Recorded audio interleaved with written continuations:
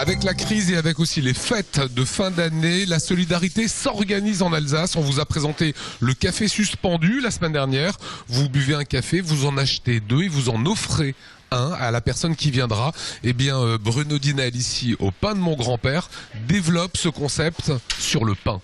Tout à fait, Lionel. C'est vrai que c'est un concept qui nous a été apporté, j'ai envie de dire, par une cliente qui en a entendu parler, parce qu'il y a 43 établissements seulement en France, tous métiers confondus, qui proposent ce concept du café suspendu, concept qui nous vient d'Italie, que je connaissais. Je pensais pas que ça pouvait donner quelque chose comme ça en France. Ça existe. On est maintenant 2 à Strasbourg. Il y a un confrère restaurateur et il y a nous dans la boulangerie, un peu, j'ai envie de dire, précurseur, ou en tout cas envie d'innover et toujours de faire plaisir aux clients avec ce concept donc de baguette en attente. Voilà, c'est pas le café suspendu, c'est la baguette en attente, et elles sont ici en fait. Tout à fait, Lionel.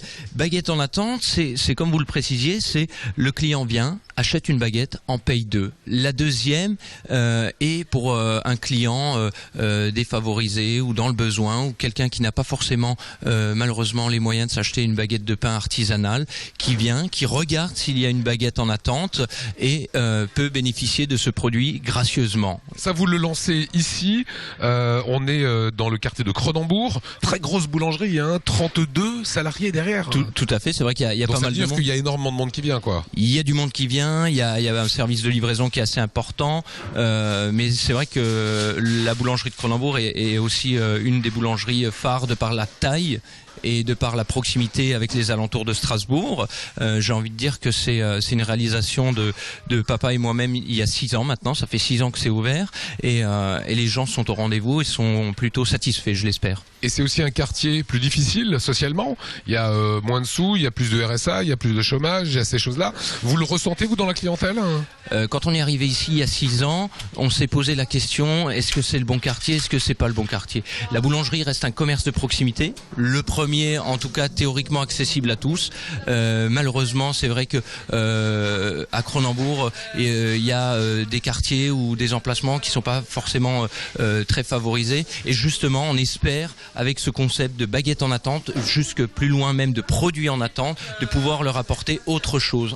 Et je pense que ça peut créer un vrai engouement dans toutes les boulangeries. On va même le lancer sur Colmar et sur Toulouse aussi, où nous sommes installés depuis 1 an maintenant. Ça, c'est la baguette à 1 euro, c'est la baguette en attente. Et vous voulez, dans quelques semaines, développer le concept que ce soit du pain en attente. C'est-à-dire, ce sera plus seulement de la baguette, ça peut être autre chose. Tout à fait, c'est le produit en attente. On a même déjà ici un petit kouglof, parce que un client est venu acheter ce matin un kouglof et il a mis un kouglof en attente. Il a mis un produit en attente. Je veux dire que quelqu'un va venir et va te dire je voudrais ce kouglof en attente. Voilà, tout à fait, c'est ça.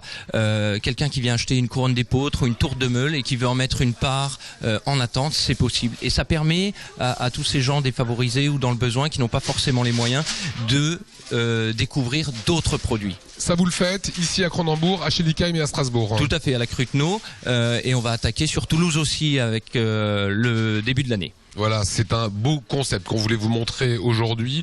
Le pain de mon grand-père dans les 3 boulangeries, bientôt Toulouse, je l'apprends également.